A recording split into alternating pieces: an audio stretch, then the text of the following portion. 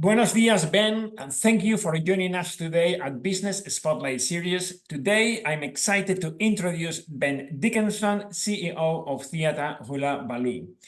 The theatre is a performing arts company based out of Barrow Road, Darlington. Welcome, Ben. Thank you. Great to be here. So, Ben, I'm very excited to know a bit more about what you do and for how long you've been doing it. So at Hullabaloo, I've not been here that long, just shy of a year, but I've been working in leadership roles in the arts and creative sectors for on and off for quite a long time. All of my career really since I left drama school, but also have done some work in the charitable sector in organisations that work with children and families and in local government as well. And somewhere along the way, also produced a #1 rated regional commercial breakfast show, and Wow. wrote a couple of books and did some other bits and pieces along the way that were in and around the creative industries or about film or wherever it might be. So yeah, that's me and where I'm at. Brilliant. So Ben, how do you end up doing this? How do you end up where you are today? Well, the start of the story is being 9 years old, and for reason, I think maybe because I like books and watching things, that I decided I wanted to write something. And I actually bashed out 30 pages of a novel, I remember, on an old typewriter, which I think my dad has still got hidden away somewhere and probably gets out to embarrass me occasionally because it was a 9-year-old's book. But the truth is that I think I was seen as quite bright at school and was expected to go and do very well at university, but became disenchanted with formal education. And by the time I was at my A-levels, I was about to drop off the map of education and was more attracted to other teenage pursuits that probably weren't as conducive to a successful future and career. And then a guy called Brian Sharp, a tutor at the sixth form college I was at, recognized the spark and said, do you want to write something?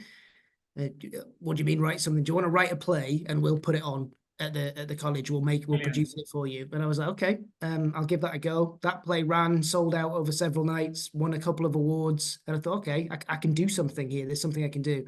Then went to drama school, then did a master's in film and television, and very quickly found myself doing, as is often the case for people in the creative industries, doing bits of freelance work, whether that was for corporates or charities or local authorities or library services or community projects, using the creative skills I had.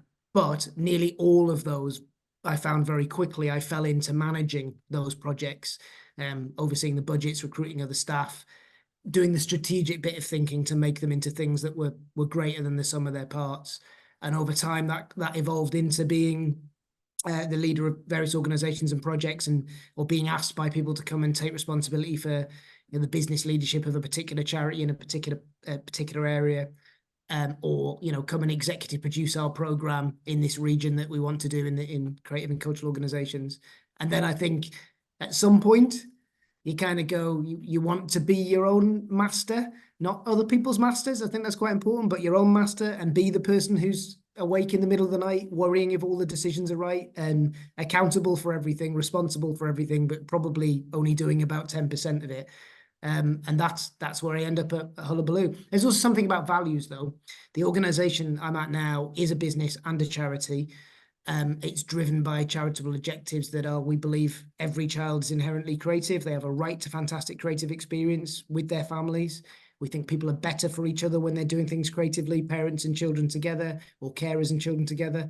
And this is an organisation where I can do that leadership role and deliver on that mission and also grow a business. That's really quite exciting. And I feel very lucky actually to be in that position. And it's kind of by accident. It wasn't like I had a career plan and went, I'm going to be there by the time I'm like most things in life. Yeah, absolutely. Yeah. Brilliant. Well, that resonates a lot because as I mentioned to you earlier on, I run a boys club, and seeing the kids together doing things together, it's fantastic. Really, you get the best of them.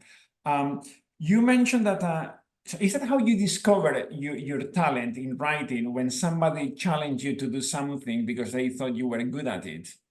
Or you knew you were a great writer before? I don't know if I ever knew I was good. I think I grew up in a household with parents who had creative interests, so that's probably part of it. but I didn't think that's necessarily where I was going to be, even though I wanted to write things and create things. I was given room and space to experiment with it, but I didn't think that was going to be like at 14, 15, I didn't think that was going to be a career at all. I can remember something else in middle school where there was a poetry competition. I'd written a poem, and I remember it being displayed in the having a big star on it and being displayed in the reception area of the school, but not really feeling like that was, parents thought that was an achievement. I didn't feel like that was an achievement, partly because now I was the weird kid who had a poem up in school rather than being just another one of the kids at school. But yeah, I think absolutely. Brian challenged me. He said, make something, and it was real. And I think that's something that with young people, but I think it's the case in lots of other settings as well. I think it's the case when you manage people badly, which I'm sure we've all done sometimes. If you're in a leadership role, get it wrong. When you give somebody a false challenge and you say, I want you to do this, but actually you already know exactly what they're going to do. And there's a predetermined, prescriptive, it's like they work in a box factory or a ball bearing factory. Make 100 of those by Friday, but we know exactly what 100 of those looks like. The difference with that challenge at sixth form was that Brian said, I don't know what you're going to write. I don't really care what this play is, but if you've got something you can write it. But you've got a deadline. And if you don't meet that deadline and it's not long enough and good enough, then we won't make it. But if you do, we'll make that show for you. So it stretched me, but it didn't predetermine exactly what I was going to do. And I think the most innovative organizations are a bit like that. Yes. Of course, there are certain things we do in the same way every time because they're, are kind of the hub of the thing, if you like. But the spokes are often their own beasts that grow in their own ways. You've got to give people the challenge and the room to try. Well, Google as a company, they do that kind of thing in a way. They give employees 20% of your time, you can do whatever you want in terms of goals. Go for any big, hairy, audacious goal. Boom, 80% you need to deliver this, but one day a week, and that brings a lot of creativity. Yeah, to the and that's, do you know what's fascinating about it? Because I love that model. And also there's the one with Innocent Smoothies used to have, where they used to have hubs of people on desks where they in offices where they were from different teams who used to have focused time over lunch, where they used to have to talk to each other in different teams. To those models, I think, are really interesting. I think the challenge in lots of organizations, and it's particularly true in the creative industries, maybe not in startups, but in more established organizations and in theatre organizations like this, the challenge is that we're quite used to doing things with not a lot of resource and working very hard. And our cycle of making a theatre show or putting on a new exhibit in our creative play installations that we have here, or running a festival like we do every summer here, is our cycle is there's this thing happening. It's happening on this day. It's going to happen in this way. Work really hard to get it done. So if that becomes the norm, the 20% just disappears, and you end up building a whole business plan that's based on 110% delivery almost, rather than 80-20. And so that 80-20 rule has to be really fought for. And I think it's quite tricky. Yes. And in organizations that are in the arts that are reliant on public money, I think some of those people, Arts Council, England and Scotland and elsewhere, who give that money sometimes work on the 110% and don't realize that the 20%, 80-20 rule is actually where those organizations make their brilliant discoveries that change the face of the sector that they're in. Yeah, definitely. Now, earlier you mentioned about being a CEO is rewarding. You love the responsibility, the growth it brings, the challenges. You like the difficulty, which is a challenge. But then you made a comment earlier on, which was, it's not for everyone. Okay, tell us a little bit more about that. Yeah, what do I mean by it's not for everyone? Do I think everyone can lead? Yeah, I think almost everyone can lead. Do I think everyone can? It is psychologically and emotionally demanding in a way that and also it's quite, and I hate this because you get paid more than everybody else. So I don't want to bleat from a position of luxury, if you like, although it's not that much of luxury, but it can be quite lonely because you go home with those things and you know that you have the authority to make that decision, but other people's livelihoods and experience and feelings rest on that decision. and particularly in a creative organization where a lot of it's value judgments. You know, it isn't like we're making a car that drives at this speed or doesn't. We're making something that 10 people might think is amazing and 5 people might think is Yes. not. But the 10 people are the ones we want to get to. So there's a lot of subjectivity in it, and that is the same within the team. So I think that I suppose some people might call it a fixed gear. I think the kind of emotional resilience to be able to handle that is different to, and you don't really know until you're in that type of leadership role. I think that just how much of that you need to get and how strong a network you need around you. And I know people who will say, I don't want your job, Ben, not because they don't think what we do is fantastic and they don't love the organization, but they don't want to have that waking up at 1:45 in the morning one night and going, oh, that's the thing I've got to do. I've really got to sort that out. And it isn't that you can just hand it on to somebody else. You have to make it happen the next day because you're the instigator and the accountable person for that, whatever that action is. Yeah, I will summarize it as not everybody has the stomach to be a CEO or a business owner. So, and the reason why I say that, well, first of all, I tell you the story. My dad, who I told you about earlier on, he ran a business and he wanted me to go back and run it for him to retire. And I didn't go back to Spain. So he sold the business at the age of 70. He's 89 now. Yeah. And when he sold the business, he picked up the phone and said, he called me and said, Javier, today is the first day in my life I don't have butterflies in my stomach. So talking about the stomachs, you know, some people don't want that, you know, so it's not for everyone. And it's good for people watching this recording because some people are thinking of setting up their own business or moving up to a CEO level. And it's good reflection point, you know, it's you have to have that fire in your belly and desire and passion. And I think, absolutely. You have to care about the thing you do. I think that's what I find fascinating about having worked in kind of social care and charity settings that are very much driven by, you know, kind of CQC or Ofsted type standards around people is you do meet people in there, ironically, who are more functionary and less passionate about what they do than in some other places. But it's usually because there is a bureaucracy around them that takes some of that heightened level of sense of responsibility away. You know, it's not me that's messed this up. It's the system that's messed it up. And that's true. I'm not saying that they're incorrect in that. But I think in other settings, sometimes if you're not passionate, if you don't care about it, then there's kind of no point in starting it because you won't ever find that stomach to do it, I think. However, I really respect the people who are aware enough to say that's not for me. I think that, you know, I know some artists, for example, particularly some theatre makers who want to stay freelance, independent, job to job, even if it's a hard living. They want to stay for the next commission, the next bit of work, because they know where their strength is and they know what their boundaries are. And I think, brilliant. If you know that, crack on. We should just probably pay them a bit better for and more consistently, so they're not it's not an unreliable income. Brilliant. What's your favorite book, by the way?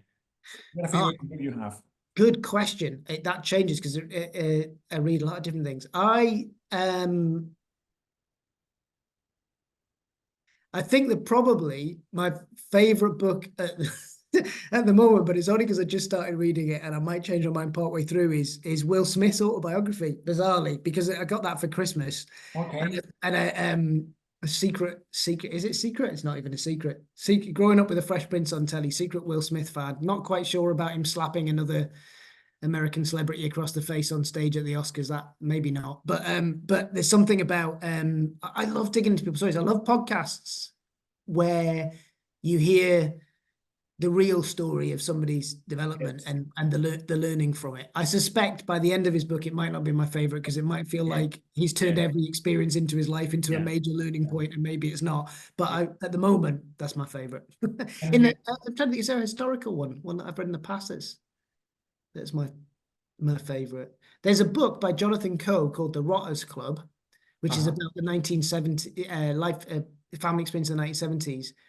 Where some of the story is told in letters, some of the story is told in telephone conversations, some of it's told in first person, some of it's told in third person prose.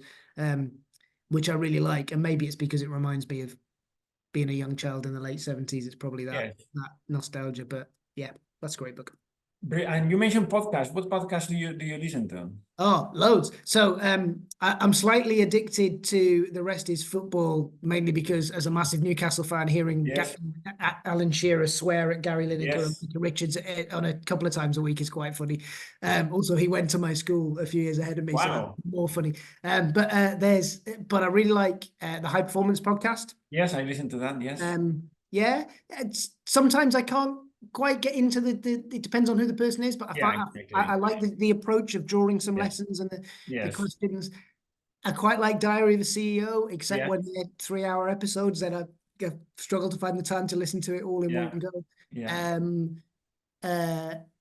He sometimes I feel he maybe is a little bit too Americanized in his presentation, but Jay Shetty, this podcast, which is called can't remember what it's called now, but there's a Jay Shetty who does a lot of stuff around mental health and mindfulness. I think is great. And the other one I really like, even though the two hosts of it often really wind me up, it's Alistair Campbell and Rory Rory Stewart, is the Rest is Politics leading. They do two, The Rest is Politics and then The Rest is Politics leading the interview people. So they've had like Schwarzenegger on, and then former leaders of countries in the third world, and then kind of film stars, and fascinating. Yeah. Brilliant. Excellent. Well, thanks for sharing that. What will you be your advice for your 18-year-old self? What would I advise my 18-year-old self? Take the opportunities when they're given, and don't be cynical about them. I think I'd also say the amount of hard work you put into a whole range of things that feel really important now might be slightly better served on things that have delayed gratification for your future. That would probably be my main message to myself, is the temptation to go to the pub with your mates is probably not as one to follow as much as the one that says, actually, if you spent time writing this thing, it might get published in a couple of years. Yeah. Excellent. Well, thanks for sharing that.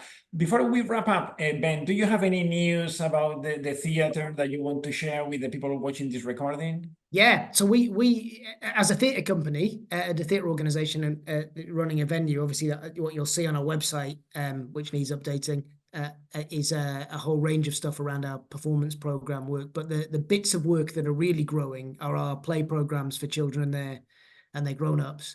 And they are incredibly exciting because we have a research team from York St John University, Leeds University, and elsewhere looking at that work. And we've identified that playing creatively, a child and their significant grown-up in their life playing together, it is proven in research that the impact of that on child development and well-being, and on parental well-being and parental confidence, is greater than most publicly funded health treatment programs for those families.